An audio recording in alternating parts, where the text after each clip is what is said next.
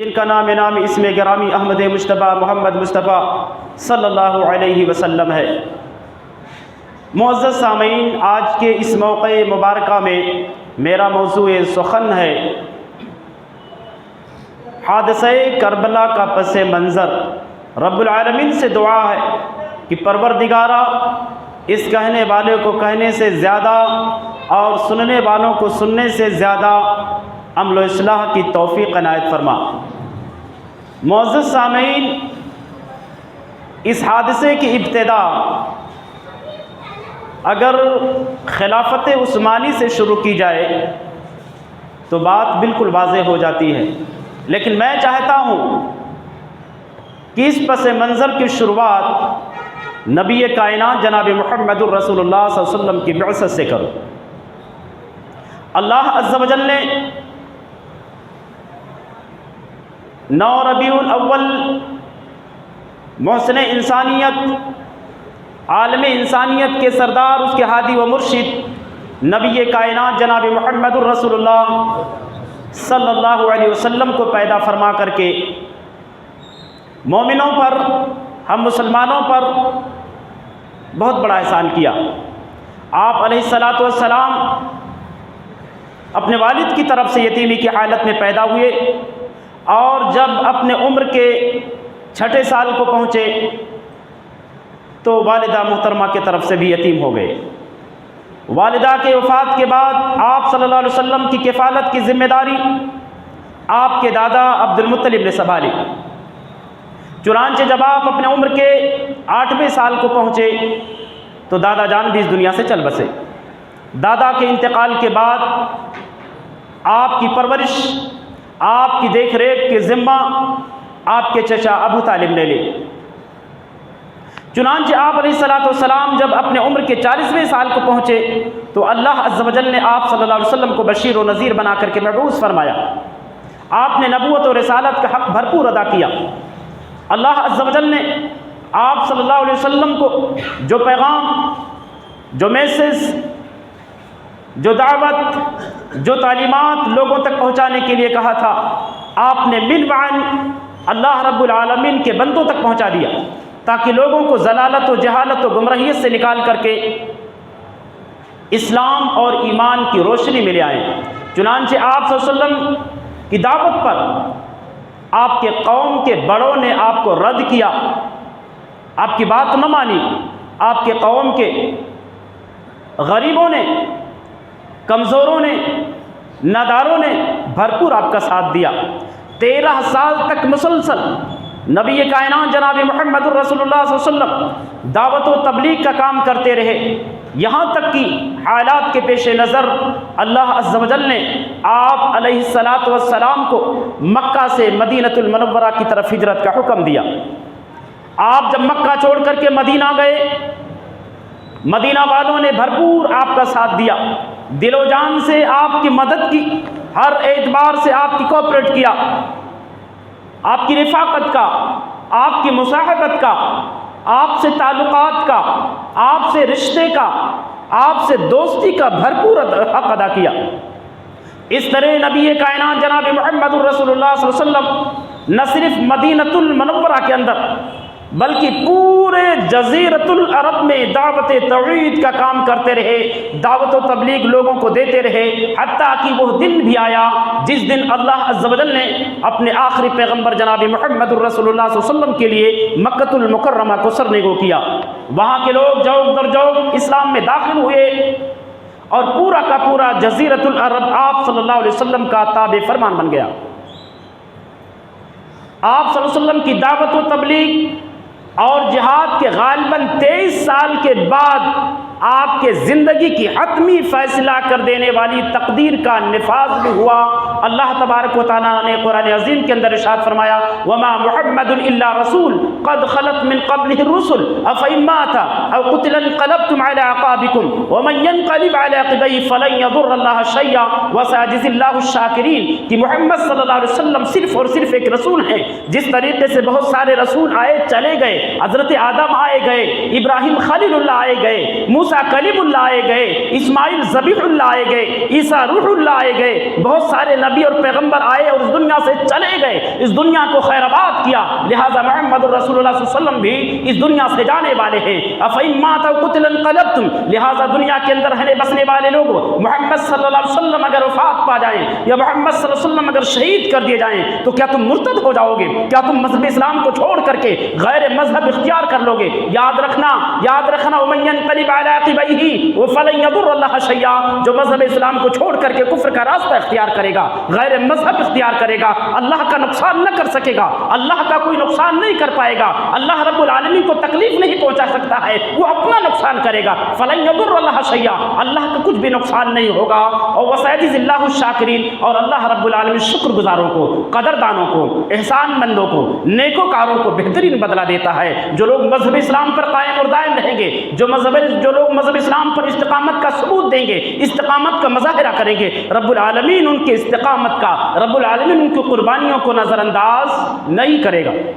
بہرحال آپ صلی اللہ علیہ وسلم کا سانحہ ارتحال، آپ صلی اللہ علیہ وسلم کی وفات کا حادثہ کائنات کا سب سے عظیم حادثہ تھا، جو کہ لسان نبوت نے اپنے زندگی ہی میں واضح کر دیا تھا کہ یارو تم میں سے اگر کسی کو کوئی مصیبت پہنچے تو وہ اس مصیبت کو یاد کر لے جو مصیبت اسے میرے اس دنیا سے چلے جانے کے صدمے میں لاحق ہوگی۔ یعنی اللہ کے نبی اشارہ کر رہے تھے کہ میری وفات جو ہے، میرا سانحہ ارتحال جو ہے، اس دھرتی کا، اس برہمان کا، اس ورلڈ کا سب سے بھیانک اور سب سے بڑا حادثہ ہوگا۔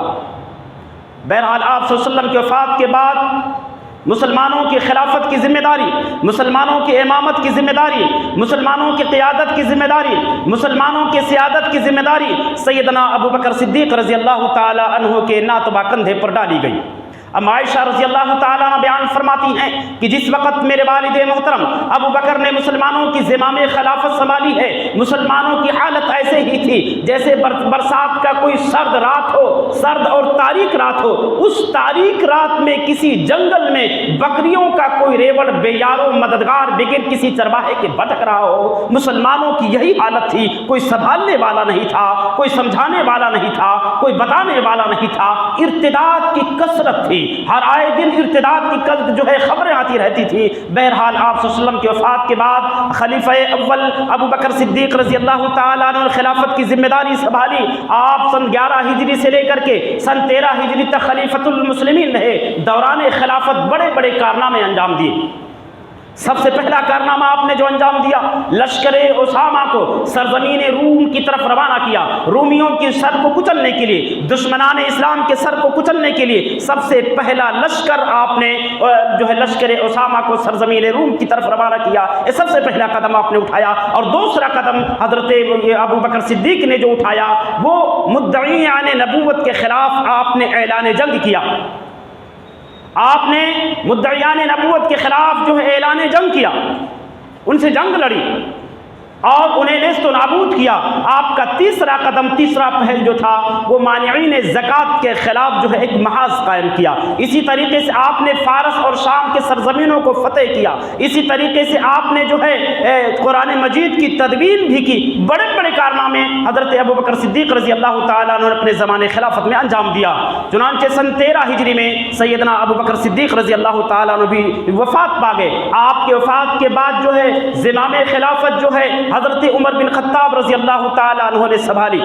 آپ خلیفۃ المسلمین بنے۔ خلیفہ ثانی عمر بن خطاب رضی اللہ تعالیٰ عنہ سن 13 ہجری سے لے کر کے سن 23 ہجری تک جو ہے خلیفۃ المسلمین رہے، اور درمیان خلافت جو ہے آپ نے بھی بڑے بڑے کارنامے انجام دیے۔ آپ کی فضیلت پر میں گفتگو نہیں کر رہا ہوں، بس ایک سرسری نظر جو ہے آپ کو حادثے کربلا کے پس منظر کی طرف لے چل رہا ہوں، آپ کو میدان کربلا کے پس منظر کی طرف بڑی تیزی سے لے کر کے چل رہا ہوں۔ بہرحال سن 13 ہجری سے لے کر کے سن 23 ہجری تک جو ہے درمیان جو ہے عمر بن خطاب رضی اللہ تعالیٰ عنہ نے بڑے بڑے کارنامے انجام دیے۔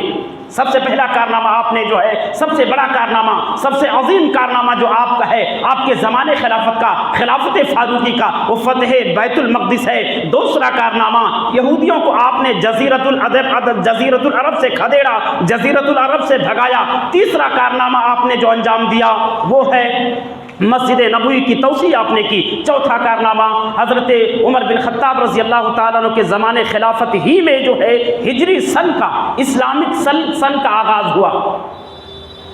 چنانچہ 23 ہجری میں معمولی غلط فہمی کو بنیاد بنا کر کے ابو لؤلؤ فیروز المجوسی جو ایک یمنی یہودی تھا، ابو لؤلؤ فیروز المجوسی نے معمولی غلط فہمی کو بنیاد بنا کر کے 23 ہجری میں عمر بن خطاب رضی اللہ تعالیٰ عنہ کو شہید کر ڈالا۔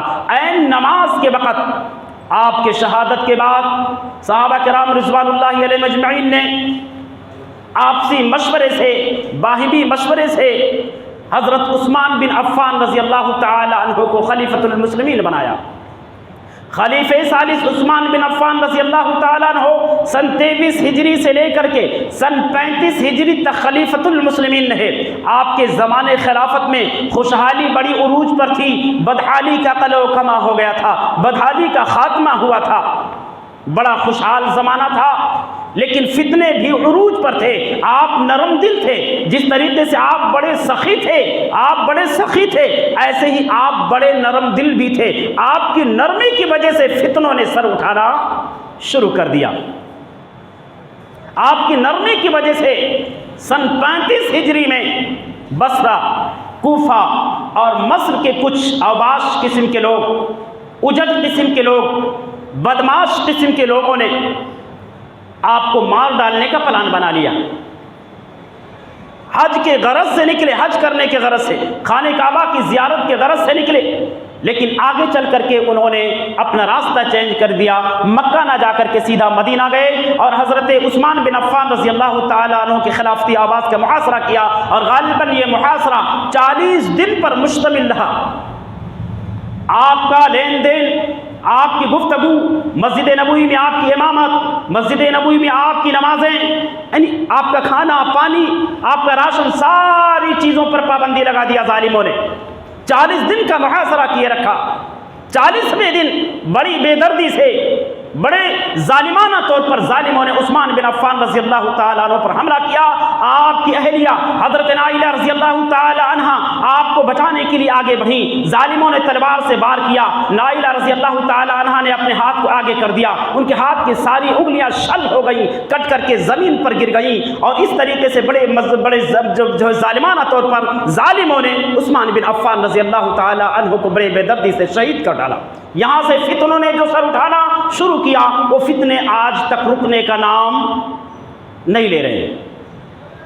آپ کی شہادت کے بعد مسلمانوں نے باہمی مشورے سے حضرت علی بن ابی طالب رضی اللہ تعالی عنہ کو خلافت کے لیے منتخب کیا۔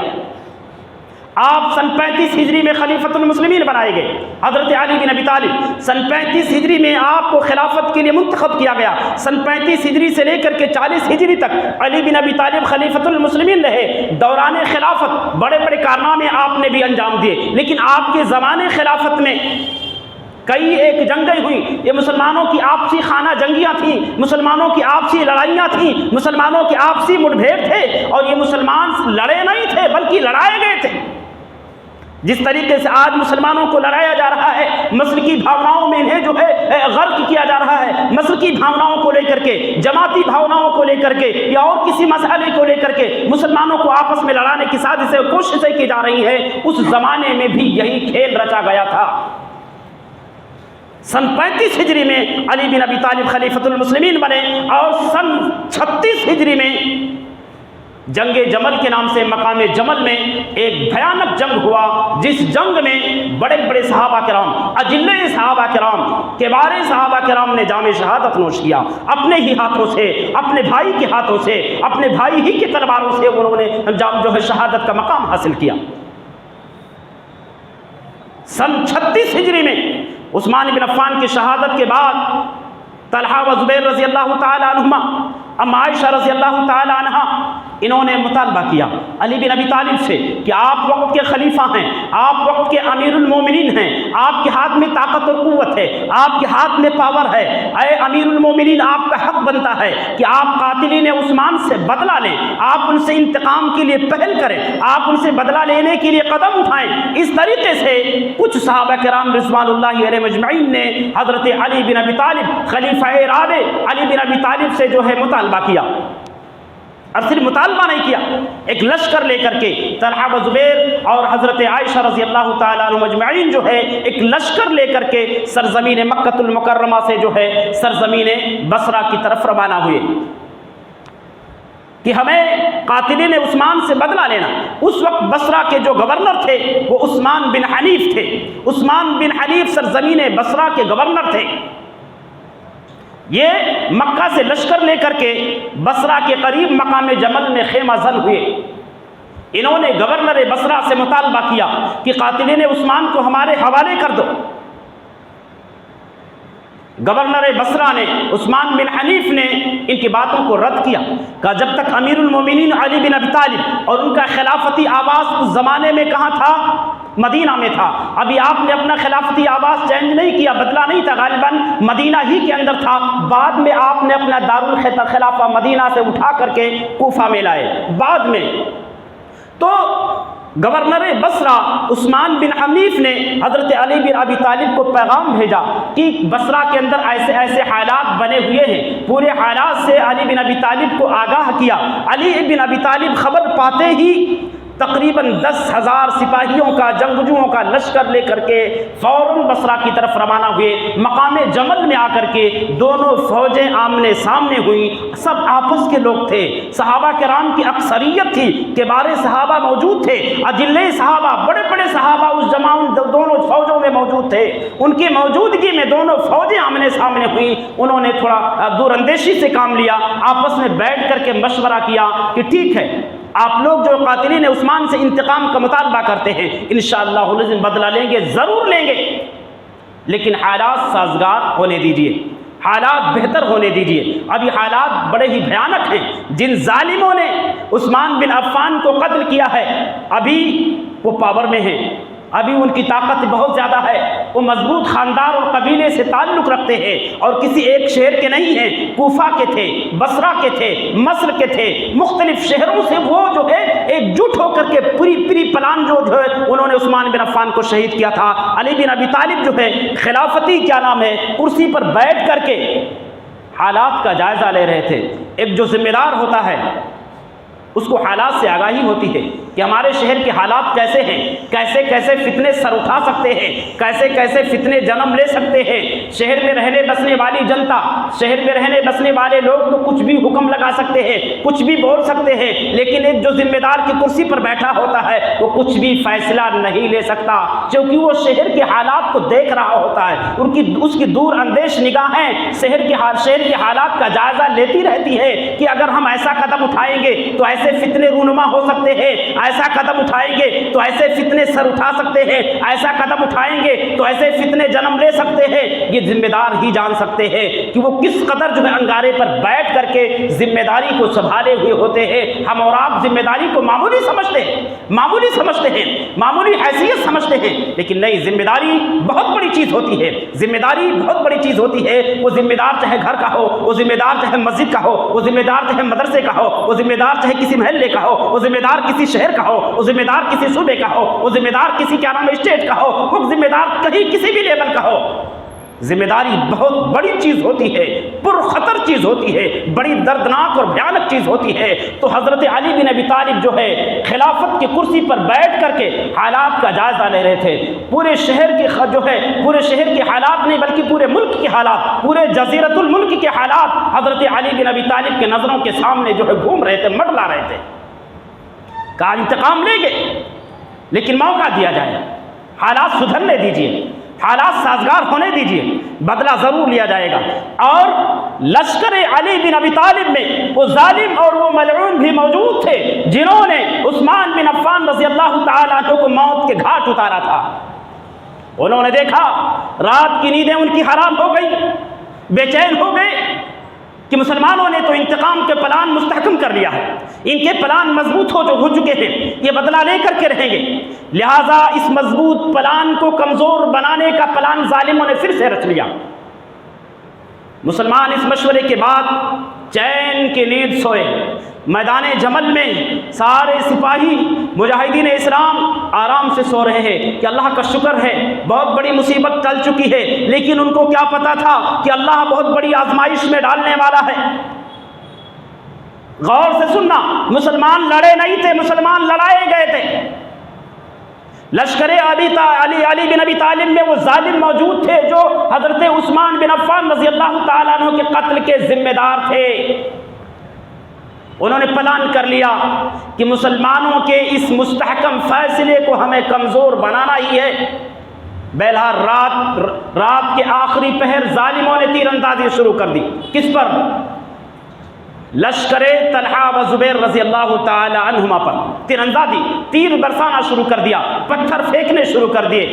جب پتھر کی بوچھار ہونے لگی، تیروں کی بارشیں ہونے لگی، لشکر عائشہ نے، لشکر طلحہ و زبیر نے یہ سمجھا کہ شاید علی بن ابی طالب کے لشکر نے بدعہدی کی ہے، وعدہ خلافی کی ہے۔ جوابی کارروائی شروع ہو گئی، گھمسان کی جنگ ہوئی، بہت ساری جانیں گئی، بہت سارے صحابہ کرام رضوان اللہ علیہ مجمعین نے جام شہادت نوش کیا، بڑے بڑے صحابہ مارے گئے۔ جنگ رکنے کا نام ہی نہیں لے رہا تھا۔ ام عائشہ رضی اللہ تعالی عنہ ایک مذہب کو تلوار کے نیزے پر اٹھوایا،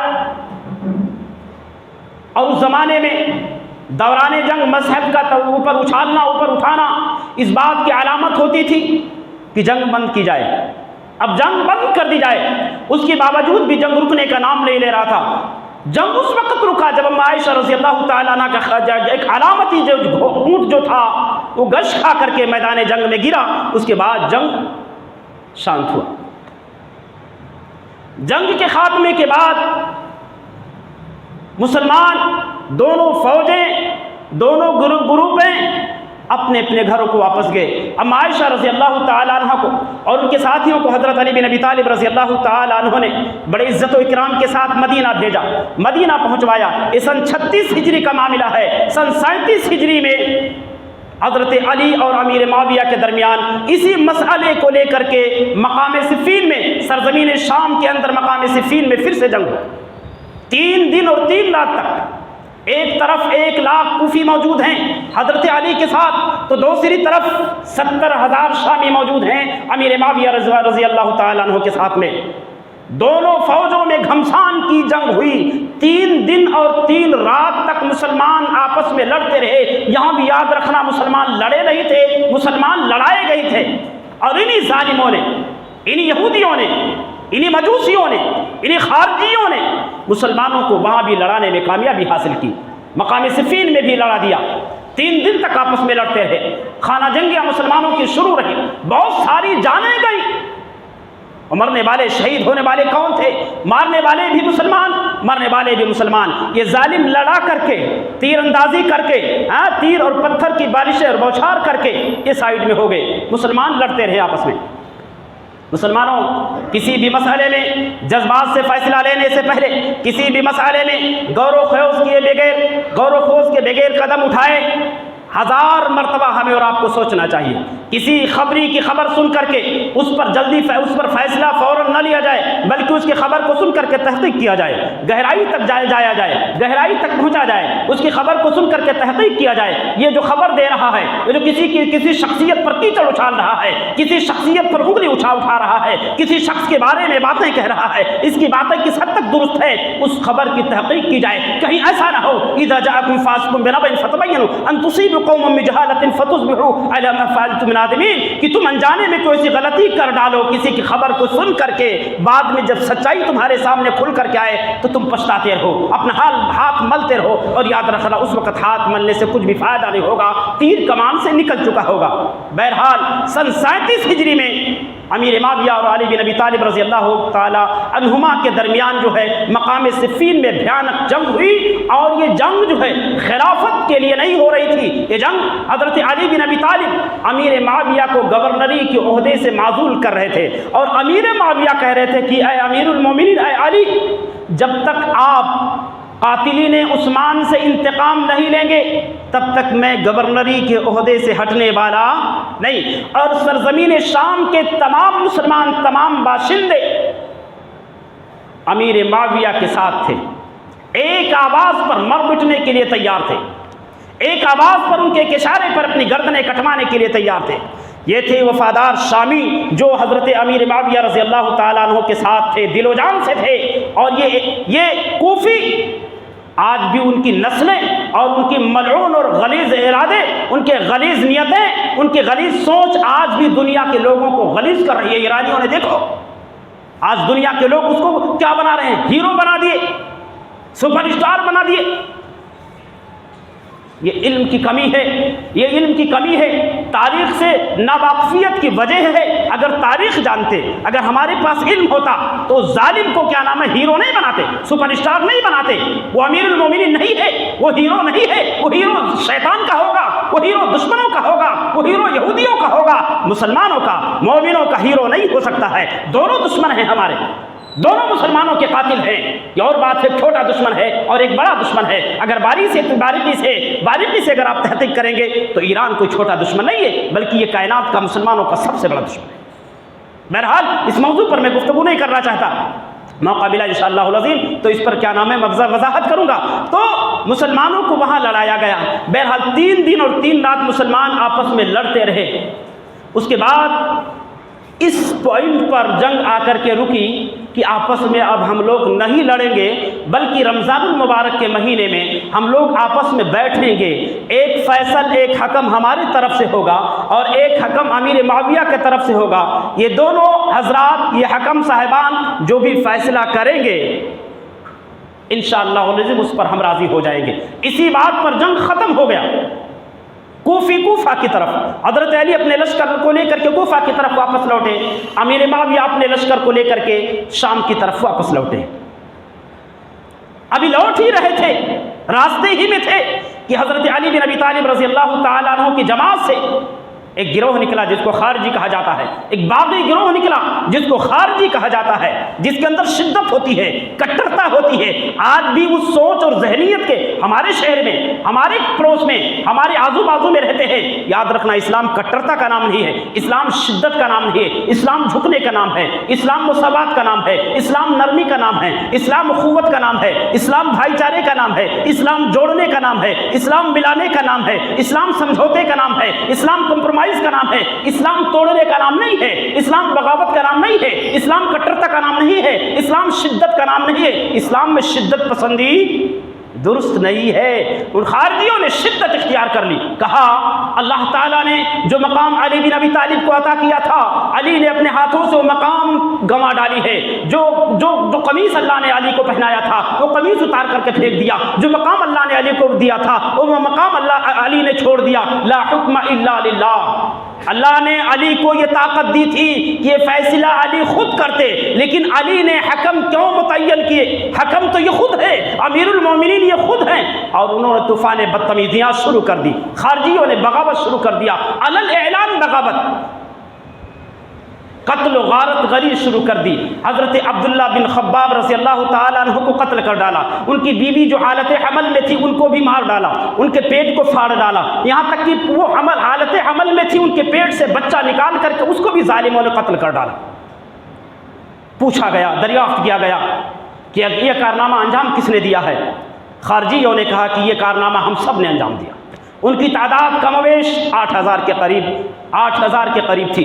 حضرت علی بن ابی طالب رضی اللہ تعالیٰ عنہ نے ان سے مقابلے کے لیے تقریباً 10,000 کا لشکر تیار کیا، اور سن 37 ہجری میں جنگ صفین کے بعد فوراً بعد سن 37 ہجری میں مقام نہروان میں حضرت علی رضی اللہ تعالی عنہ نے ایک 10,000 کا لشکر لے کر کے خارجیوں سے مقابلہ کیا، اور ان میں سے سمجھانے کے بعد تقریباً 4,000 خارجیوں نے توبہ کر لیا کہ ہم سے غلطی ہو گئی، اللہ ہمیں معاف کرنا، اور تقریباً 1,000 خارجی موت کے گھاٹ اتارے گئے اور کچھ چوری چھپے ادھر ادھر بھاگ کر کے اپنی جان بچائی۔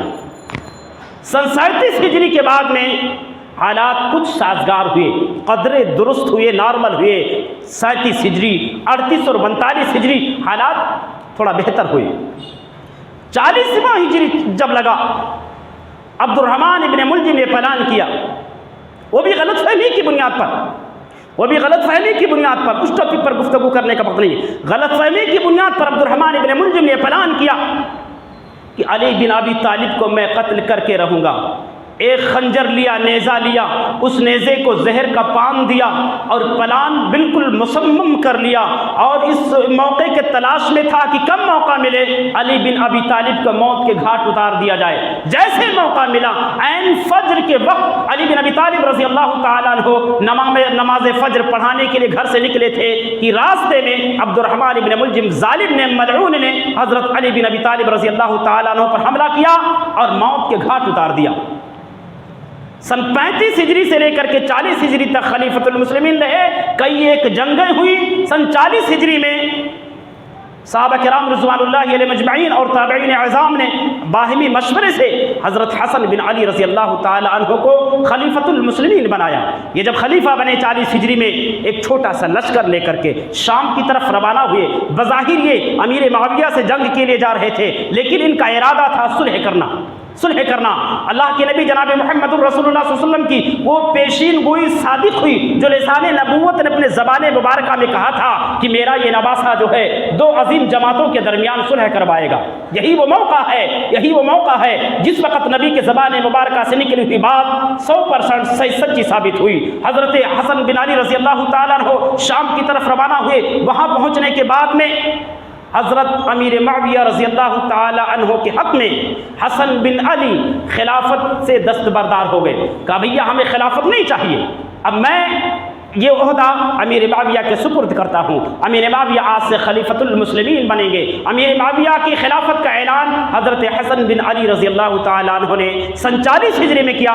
40 ہجری سے لے کر کے سن 60 ہجری تک امیر معاویہ رضی اللہ تعالیٰ عنہ خلیفۃ المسلمین رہے۔ اس زمانے میں، آپ کے زمانے میں اسلامی خلافت جو ہے بہت وسیع تھی مسلمانوں، تقریباً 60 لاکھ مربع میل پر اسلامک حکومت تھی۔ 60 لاکھ مربع میل پر مسلمانوں کی حکومت جو تھی پھیلی ہوئی تھی۔ امیر معاویہ رضی اللہ تعالیٰ عنہ کے زمانے خلافت میں سن 56 ہجری میں امیر معاویہ رضی اللہ تعالیٰ عنہ اور 49 ہجری میں ان کا بیٹا یزید جو ہے ایک لشکر کا قائد بن کر کے قسطنطنیہ پر حملہ کیا تھا۔ غالباً یہ صحیح مسلم کی روایت ہے، صحیح بخاری کی بھی ہو سکتی ہے، ممکن ہے کہ میں حوالہ کچھ گڑبڑ کر رہا ہوں، لیکن صحیح بخاری یا صحیح مسلم دونوں میں سے کسی ایک کی روایت ہے۔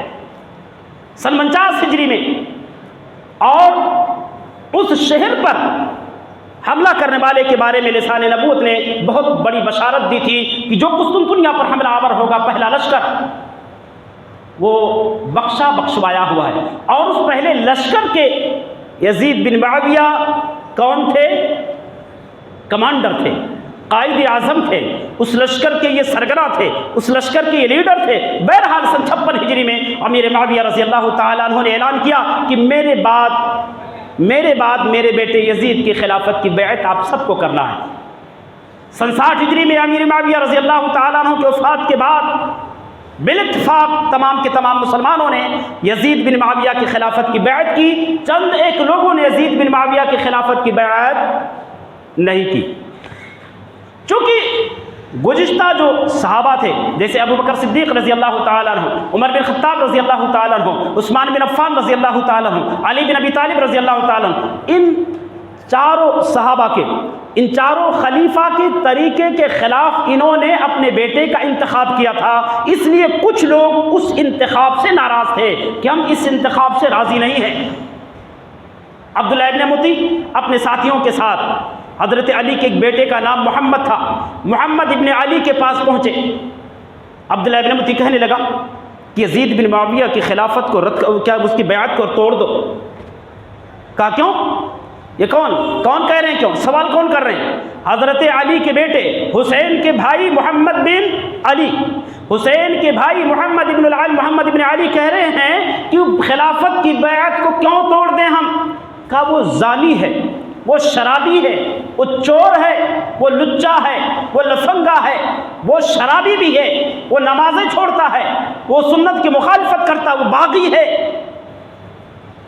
محمد نے سوال کیا، محمد ابن علی نے کہا یہ بتاؤ کیا تم نے دیکھا ہے؟ کہا دیکھا تو نہیں۔ کہا الا من شہد بالحق وهم يعلمون۔ کہا مذہب اسلام کی یہ تعلیم، یہ اصول ہے کہ گواہی اس کی مانی جائے گی جو حق کی گواہی اور دانائی کے ساتھ دے رہا ہو، جو باعلم ہو، جانکار ہو، جس کے پاس علم ہو، یعنی وہ جس چیز کے بارے میں گواہی دے رہا ہو اس چیز کے بارے میں اس کو پورا وثوق ہو، پورا علم اور نالج ہو، پوری جانکاری کے ساتھ اگر سچی گواہی دیتا ہے تو مذہب اسلام کا اصول ہے کہ اس سچی گواہی کو مانی جائے۔ اور تمہارے پاس ثبوت نہیں ہے، تم اس کو چور بنا رہے ہو، ثابت نہیں کر پا رہے ہو، شرابی بنا رہے ہو، ثابت نہیں کر پا رہے ہو، زانی بنا رہے ہو، ثبوت تمہارے پاس ہے ہی نہیں، لہٰذا تمہاری بات نہیں مانی جائے گی۔ سنو میں کیا کہہ رہا ہوں۔ محمد بن علی نے کہا کہ میں یزید بن معاویہ کے پاس رات گزار چکا ہوں، میں اسے نمازوں کا پابند پایا ہوں، تہجد گزار پایا ہوں، میں اسے خیر کا متلاشی پایا ہوں، میں اسے سنت کا پیروکار پایا ہوں، میں اسے دین کا پابند پایا، مخالف نہیں پایا، لہذا تمہاری بات نہیں مانی جائے گی۔ تو عبداللہ ابن متی شرمندہ ہو کر کے وہاں سے اپنے ساتھیوں کو لے کر کے چلا گیا، اور اسی طریقے سے حضرت حسین بن علی اور عبداللہ ابن زبیر رضی اللہ تعالی عنہما نے بھی یزید بن معاویہ کے خلافت کی بیعت نہیں کی تھی، اور مدینہ چھوڑ کر کے مکہ آ گئے تھے۔ حسین بن علی، عبداللہ ابن زبیر مدینہ چھوڑ کر مکہ آ گئے، یزید بن معاویہ کی خلافت کی بیعت نہیں کی۔ مکہ جب پہنچے، عراقیوں کو پتہ چلا، کوفیوں کو، ان شیعوں کو جب پتہ چلا کہ حضرت حسین نے یزید کی بیعت نہیں کی ہے اور مدینہ چھوڑ کر مکہ آ گئے ہیں، انہوں نے فتنہ برپا کرنا شروع کیا، خط و کتابت کا سلسلہ شروع کیا۔ 500 سے زائد خطوط انہوں نے حسین بن علی کے نام سے مکہ بھیجا، اور اس میں یہ لکھا کہ حسین ہم تم کو اپنا امام مانتے ہیں، اے حسین تم کو اپنا خلیفہ مانتے ہیں، فی الفور تم مکہ سے آپ ہمارے یہاں کوفہ آ جاؤ، آپ ہمارے امام ہو۔ حضرت حسین رضی اللہ تعالیٰ عنہ نے حالات کا جائزہ لینے کے لیے، تحقیق کرنے کے لیے چچیرے بھائی مسلم بن عقیل رحمہ اللہ کو جو ہے سرزمین کوفہ روانہ کیا۔ کوفہ آنے کے بعد مسلم بن عقیل نے حالات کا جائزہ لیا، حالات کو تحقیق کیا، تحقیق کرنے کے بعد دیکھا حالات نہایت ہی سازگار ہیں۔ آپ ہانی بن عروہ کے گھر میں بیٹھ گئے اور حسین بن علی کی خلافت کی بیعت لینے لگے۔ ڈھیر سارے لوگوں نے حسین بن علی رضی اللہ تعالیٰ عنہ کی خلافت کی بیعت کی۔ اس وقت بصرہ کے کوفہ کے گورنر جو تھے نعمان بن بشیر رضی اللہ تعالیٰ عنہ تھے۔ نعمان بن بشیر کو خبر دی گئی کہ شہر کے اندر، شہر کوفہ میں یا حسین بن علی کی خلافت کی بیعت ہو رہی ہے، آپ خاموش بیٹھے ہیں۔ لیکن نعمان بن بشیر نے چشم پوشی کی، انہوں نے اس مسئلے کو سن کر کے نظر انداز کیا، کوئی لوڈ نہیں لیا، لہٰذا یہ خبریں سرزمین شام یزید بن معاویہ کو بھیجی گئی کہ سرزمین کوفہ کے اندر ایسی باتیں شروع ہیں، ایسے معاملات اور ایسے پروپیگنڈے کوفہ کی سرزمین میں شروع ہیں۔ خبر سنتے ہی فوراً یزید بن معاویہ نے ایکشن لیا، نعمان بن بشیر کو جو ہے معزول کر کے ان کی جگہ پر عبید اللہ بن زیاد کو، جو اس وقت بصرہ کا گورنر تھا، عبید اللہ بن زیاد کو حضرت یزید بن معاویہ نے کوفہ کا گورنر بنا دیا۔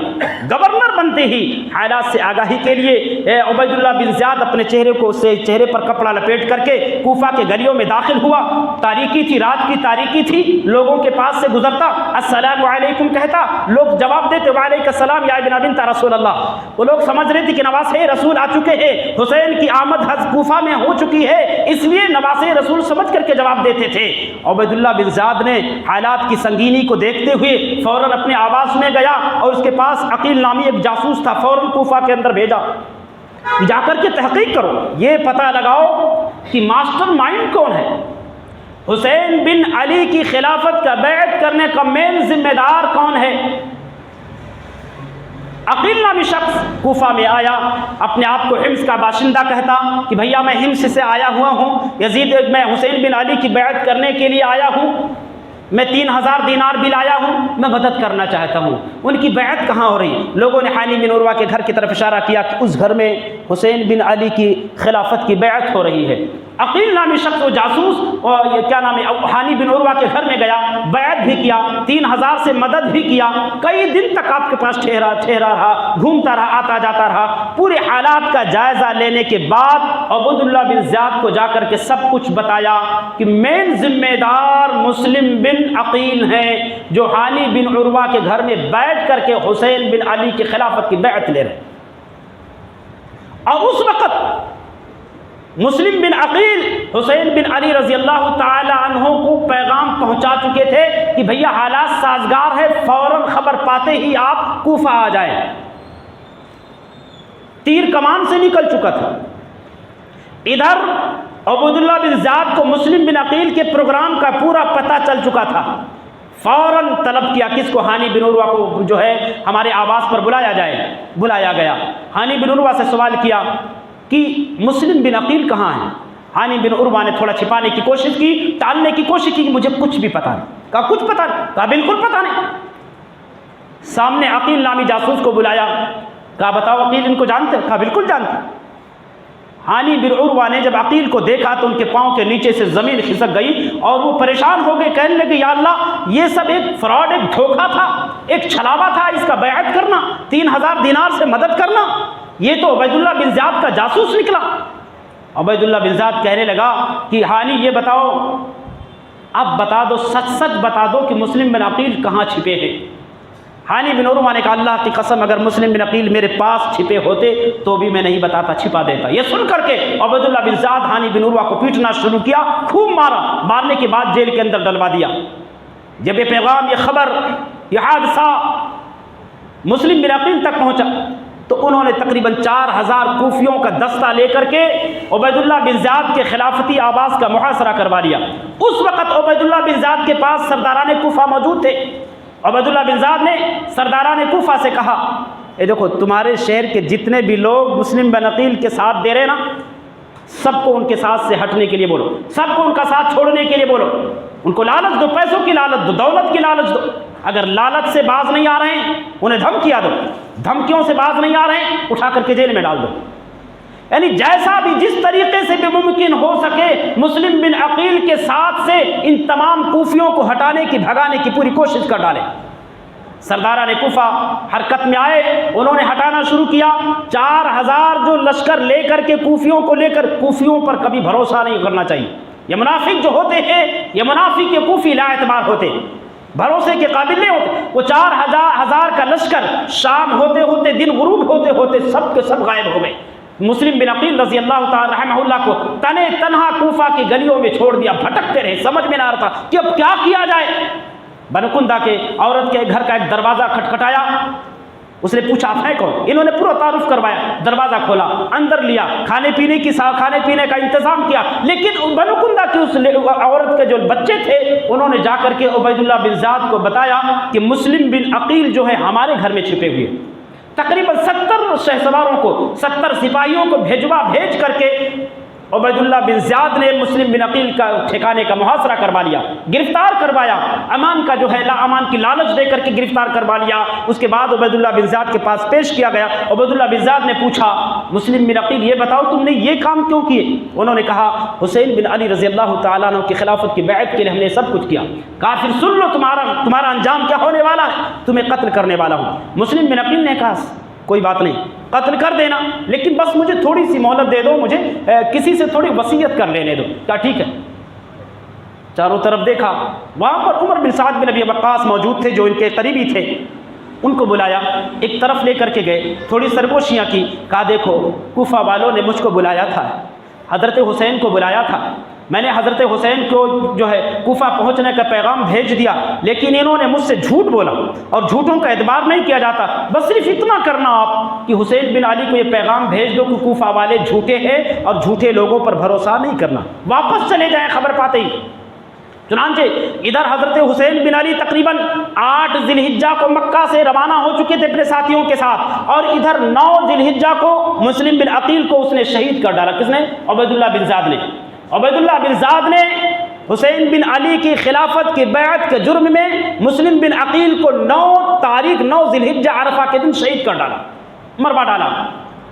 بہرحال ادھر جب حضرت حسین مکہ سے روانہ ہوئے بصرہ کے لیے, کوفہ کے لیے, مکہ کے تمام مسلمانوں نے روکنے کی کوشش کیا, سمجھانے کی کوشش کیا, جس میں بڑی بڑی شخصیتیں تھیں. حضرت عبداللہ ابن عباس جیسی شخصیت, حضرت عبداللہ ابن عمر جیسی شخصیت, عبداللہ ابن زبیر جیسی شخصیت, حضرت ابو سعید خدری جیسی شخصیت, مشہور شاعر فرزدق نے بھی آپ کو روکنے کی کوشش کیا, لیکن آپ نے کسی کی بھی نہیں سنی. آپ اپنے سفر پر اور اپنے مشن پر رواں اور دما رہے. یہاں تک کہ جب عبید اللہ بن زیاد کو حضرت حسین بن علی کے خروج کی خبر لگی تو اس نے تقریباً حر بن یزید تمیمی کو 1000 سپاہیوں کا لشکر دے کر کے, دستہ دے کر کے بھیجا کہ جا کر کے حسین بن علی کو سمجھاؤ کہ وہ کوفہ نہ آئیں, اپنا ارادہ بدل دیں.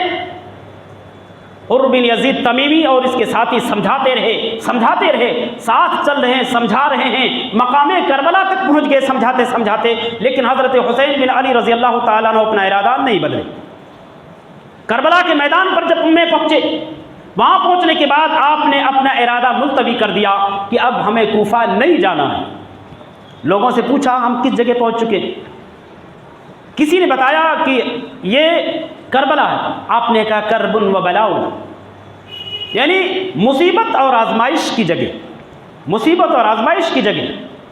اپنا ارادہ ملتوی کر دیا۔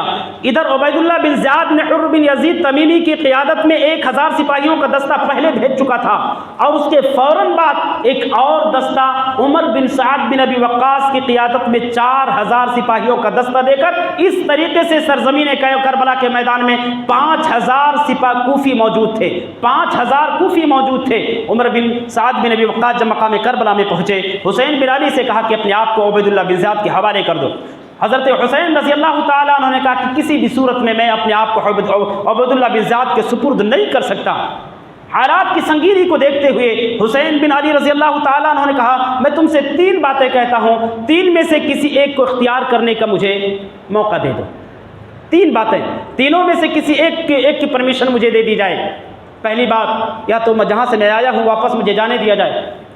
دوسری بات، یا تو کسی اسلامک سرحد کی طرف مجھے روانہ کر دیا جائے۔ تیسری بات، یا تو مجھے سرزمین شام یزید بن معاویہ کے پاس جانے کے اجازت دی جائے۔ عمر بن سعد نے کہا ٹھیک ہے، یہ پیغام تم یزید بن معاویہ کو بھیجو، یہی پیغام میں عبید اللہ بن زیاد کو بھیجتا ہوں۔ ہم یہ دیکھتے ہیں کہ ہمارے یہ جو بڑے ہیں امیر معاویہ یزید بن معاویہ اور عبید اللہ بن زیاد، یہ مشورہ کیا دیتے ہیں، لہٰذا جو بھی مشورہ دیں گے ان کے مشورے کے حساب سے ہم لوگ عمل کریں گے۔ حسین بن علی رضی اللہ تعالیٰ عنہ اپنا پیغام جو ہے یزید بن معاویہ کے پاس بھیجنے سے قاصر رہے، لیکن عمر بن سعد نے یہ پیغام عبید اللہ بن زیاد کو بھیج دیا۔ یہ پیغام لے کر کے ایک خبری قاصد جب کس کے پاس، عبید اللہ بن زیاد کے پاس پہنچا، پیغام سنایا کہ حضرت حسین نے یہ 3 پیشکش کیا، تینوں میں سے کسی ایک کی کیا نام ہے اجازت چاہتے، تینوں میں سے کسی ایک کی پرمیشن چاہتے۔ عبید اللہ بن زیاد نے کہا حسین جو چاہیں ہم راضی ہیں، لیکن ان کے پاس میں ان کا قریبی شخص حضرت حسین کا سوتیلا ماموں شمر بن جلدوشن نامی شخص وہاں موجود تھا۔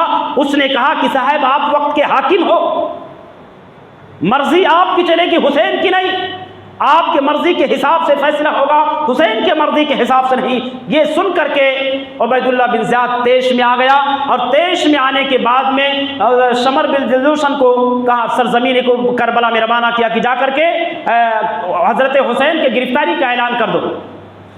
شمر بن جلدوشن جو ہے سرزمین کربلا میں پہنچا اور فوراً حسین بن علی رضی اللہ تعالیٰ عنہ کی گرفتاری کا اعلان کیا۔ یہ تمام تاریخی باتیں جو ہیں دھیان سے اور غور سے سنتے جانا، اس کے بعد قصوروار کسی کو ٹھہرانا، اس کے بعد قصوروار کسی کو ٹھہرانا۔ شمر بن جلدوشن نے حسین بن علی رضی اللہ تعالیٰ عنہ کی گرفتاری کا اعلان کیا، اور یہ غالباً جمعرات کا دن تھا، جمعرات کا دن تھا۔ اس نے کہا کہ اپنے آپ کو عبید اللہ بن زیاد کے حوالے کر دو۔ حضرت حسین رضی اللہ تعالیٰ عنہ نے کہا کہ کسی بھی صورت میں عبید اللہ بن زیاد کے حوالے خود کو نہیں کر سکتا، میں جنگ کے لیے تیار ہوں لیکن حوالگی کے لیے تیار میں نہیں ہوں۔ بہرحال جمعرات کے دن ظہر کی نماز، عصر کی نماز حضرت حسین رضی اللہ تعالیٰ عنہ اپنے ساتھیوں کو بھی اور کوفی لشکر کو بھی پڑھائی۔ یہ تمام کے تمام لوگ، کوفی لشکر بھی، آپ کے ساتھی بھی حضرت حسین کی امامت میں ظہر اور عصر ادا کیے۔ عصر کی نماز کے بعد آپ اپنے تلوار سے ٹیک لگا کر کے تھوڑا آرام کر رہے تھے۔ مغرب سے تھوڑا پہلے آپ نے دیکھا کہ کوفی لشکر ان کی طرف بڑھ رہا ہے۔ اپنے ساتھیوں سے پوچھا کہ اپنے ساتھیوں کو حکم دیا کہ جا کر کے ان سے پوچھو چاہتے کیا ہیں۔ ان کے کچھ ساتھی جا کر کے دریافت کیا کہ آپ لوگ کیا چاہ رہے ہیں۔ کوفیوں نے کہا حضرت حسین سے کوئی یا تو اپنے آپ کو عبید اللہ بن زیاد کے حوالے کر دے یا پھر جنگ کے لیے تیار رہیں۔ حضرت حسین رضی اللہ تعالیٰ نے کہا ٹھیک ہے، آج کی رات مجھے موقع دے دو، میں اللہ کی عبادت کرنا پسند کرتا ہوں، میں چاہ رہا ہوں کہ یہ رات اللہ کی عبادت میں گزاروں، کل انشاءاللہ العظیم میں آپ کو سب کچھ بتا دوں گا، ہمیں عبید اللہ بن زیاد کے لیے کے حوالے کرنا ہے یا جنگ لڑنی ہے، کل میں فیصلہ کروں گا۔ آج مجھے موقع دے دو۔ بہرحال آپ کو موقع دیا گیا، پوری رات آپ جو ہے اللہ کی عبادت کرتے رہے، توبہ و استغفار کرتے رہے، دعائیں کرتے رہے، منت و سماجت کرتے رہے، آپ کے تمام ساتھی رب العالمین کے سامنے روتے اور گڑگڑاتے رہے، پوری رات عبادت میں گزار دی۔ صبح ہی دن نکلنے سے پہلے ہی کوفیوں نے حضرت حسین رضی اللہ تعالیٰ عنہ کے ساتھیوں پر دیوانہ وار حملہ کر دیا، ظالمانہ طور پر حملہ کیا۔ آپ کے تمام ساتھی، حضرت حسین کے تمام ساتھی جو ہے ایک کے بعد دیگرے لڑتے رہے، مقابلہ کرتے رہے، اور آپ کے نظروں کے سامنے جو ہے تمام کے تمام ساتھی شہید ہو گئے، جام شہادت نوش کیا۔ یہاں تک کہ دن چڑھے، حضرت حسین رضی اللہ تعالیٰ عنہ مقابلے کے لیے آئے، وہ بھی لڑتے لڑتے اللہ رب العالمین کو پیارے ہو گئے، اور ان کو مارنے کے لیے ان کا سوتیلا ماموں، اس کا بہت بڑا شمر بن جلدوشن جو تھا، اس کا بہت بڑا کردار، بہت بڑا ہاتھ تھا شمر بن جلدوشن کا۔ اس نے ہی تمام لشکریوں کو پکارا کہ دیکھ کیا رہے ہو، چاروں طرف سے بیک وقت حملہ کر کے اس کو کاٹ ڈالو۔ اتنا سننا تھا کہ فوج میں موجود تمام کے تمام سپاہی حضرت حسین رضی اللہ تعالیٰ عنہ پر ٹوٹ پڑے اور شہید کر ڈالا۔ انا للہ و انا الیہ راجعون۔ آپ کے سر کو تن سے الگ کر کے سرزمین کوفہ میں یا عبید اللہ بن زیاد کے پاس بھیجا گیا۔ اس ملعون شخص نے نہایت ہی آپ کے آپ کے جسم اطہر کے ساتھ گستاخی کیا۔ اس کے ہاتھ میں ایک چھڑی تھی، وہ چھڑی سے دانت کو کریدتا رہا۔ اس وقت انس بن مالک خادم رسول رضی اللہ تعالیٰ عنہ موجود تھے، انہوں نے جب یہ حالت دیکھی، یہ بے حرمتی دیکھی، ان سے رہا نہ گیا، کہنے لگے اللہ کی قسم ہے ظالم، تجھ پر میں ضرور قباحت کا الزام لگاؤں گا، تو غلط کر رہا ہے۔ اور جتنے لوگ بھی حسین بن علی رضی اللہ تعالیٰ عنہ کے شہادت میں شریک تھے، اللہ رب العالمین نے سب کو نہایت ہی بھیانک طریقے سے دردناک، سب کو اللہ نے تب سب کو دردناک موت دیا، سب کے سب۔ یہ خود عبید اللہ بن زیاد جو تھا، اس کو بھی اسی کے لوگوں نے، اپنے ہی لوگوں کے ہاتھوں سے یہ خود مارا گیا مرو۔ بہرحال اس طریقے سے حضرت حسین بن علی رضی اللہ تعالیٰ عنہ مقام کربلا میں جام شہادت نوش کیا۔ اس میں جو اور باتیں بیان کی جاتی ہیں کہ آپ کے شہادت کے بعد جو ہے جتنے بھی درخت تھے، سارے درختوں پر خون کے قطرے نظر آتے تھے، پورا آسمان خون آلود ہو گیا تھا، آسمان سے خون کی بارش ہو رہی تھی۔ اسی طریقے سے جو بھی اونٹ کا ذبیحہ کیا جاتا تھا، پورا کا پورا اونٹ خون بن جاتا تھا۔ اسی طریقے سے جو بھی پتھر اٹھایا جاتا تھا، تمام کے تمام پتھروں کے نیچے خون موجود پائے جاتے تھے۔ اس طریقے سے جتنے بھی جو ہے بے سروپا باتیں کی جاتی ہیں، ان تمام باتوں کی کوئی حقیقت نہیں ہے، وہ بے بنیاد باتیں ہیں، چونکہ یہ تاریخی باتیں غالباً جو ہے تمام مورخین نے اکثر باتیں ابو مخنف سے خود امام طبری رحمہ اللہ نے تقریباً 500 سے زائد روایات ابو مخنف راوی جو کہ کذاب بھی مانا جاتا ہے، یہ کذاب مانا جاتا ہے، جھوٹا راوی مانا جاتا ہے، اس سے تقریباً 500 زائد روایتیں امام طبری نے 500 زائد روایتیں اس روایت کی ہیں۔ اسی طریقے سے ایک باقی نامی ایک راوی ہے، اور اس 4 راوی ایسے ہیں جن سے تمام مورخین نے روایت کیا ہے، اور تمام کے تمام جو راوی ہیں سب کے سب شیعہ ہیں۔ آپ کو تاریخ کی جتنی کتابیں ملیں گی جناب عالی، وہ تمام کی تمام تاریخی کتابیں یا تو شیعوں نے لکھی ہے، یا تو پھر شیعہ مورخین سے متاثر ہو کر کے دوسرے لوگوں نے لکھی ہے۔ تو بہرحال جتنی بھی روایتیں ملتی ہیں کہ ایسی بے سروپا باتوں کے تعلق سے، وہ تمام کی تمام روایات جھوٹی ہیں، بے بنیاد ہیں۔ اس میں یزید بن معاویہ نے حضرت حسین بن علی رضی اللہ تعالیٰ عنہ کے قتل کا حکم نہیں دیا تھا۔ ظاہر سی بات ہے، وقت کا خلیفہ تھا، وہ وقت کا خلیفہ تھا، خلیفۃ المسلمین تھا، اس کی ذمہ داری تھی کہ ملک کے اندر جو حالات بگڑ رہے ہیں، حالات کو سدھارا جائے۔ اس لیے اس نے جو ہے عبید اللہ بن زیاد کو جو ہے نعمان بن بشیر کو معزول کر کے عبید اللہ بن زیاد کو خلیفہ بنا، اس لیے کہ کوفہ کے حالات کو سنبھالا جائے، اور حسین بن علی جو کیا کوفہ آ رہے ہیں خلافت اور امامت کے لیے، ان کو روکا جائے، انہیں روکا جائے۔ اس جگہ پر اگر آپ ہوتے، آپ کے علاوہ کوئی بھی ہوتا، تو وہ بھی یہی قدم اٹھاتا جو قدم یزید بن معاویہ نے اٹھایا تھا۔ ہاں، عبید اللہ بن زیاد نے جو کارنامہ انجام دیا، وہ کارنامہ گھناؤنا ہے۔ اللہ رب العالمین اس کو اپنی گرفت میں ضرور لے گا، اللہ رب العالمین کے پکڑ میں ضرور آئے گا، چاہے وہ عبید اللہ بن زیاد رہا ہو، چاہے وہ شمر جلدوشن رہا ہو، چاہے وہ اشتر نخوی رہا ہو، یا اس کے علاوہ جتنے بھی کا نام ہے شارکین قتل حسین تھے یا شارکین قتل عثمان تھے، اللہ رب العالمین کو ضرور اپنی گرفت ملے گا۔ اللہ رب العالمین کے عذاب سے بچ نہیں پائیں گے، لیکن اب ہماری ذمہ داری ہے کہ ان مرے ہوئی شخصیتوں پر طعن و تشنیع کریں، ان پر طنز نہ کریں، کیونکہ اللہ کے نبی کی حدیث ہے کہ لا تسبوا الاموات فإنهم قد أفضوا ما قدموا۔ او ما قدموا، اللہ کے نبی نے ارشاد فرمایا کہ مرے ہوئے لوگوں کو گالی گلوج نہ کرو، کیوں؟ انہوں نے جو کچھ بھی کیا تھا اپنے انجام کو پہنچ چکے ہیں۔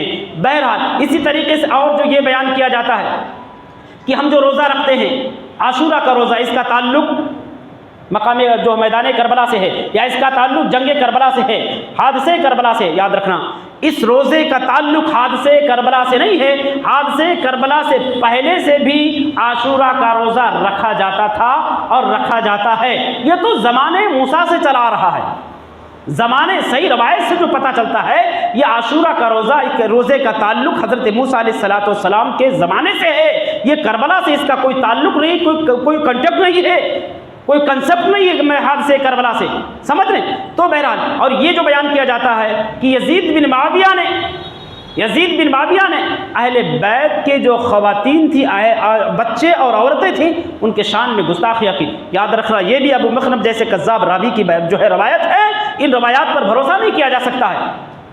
جو صحیح روایت ہے، صحیح روایت سے جو پتہ چلتا ہے کہ یزید بن معاویہ نے مستورات اہل بیت کی جو خواتین تھیں باعزت، عزت و احترام کے ساتھ، عزت و شرف کے ساتھ جو ہے ان کو ان کے مقام مدینہ المنورہ تک عزت کے ساتھ پہنچایا تھا۔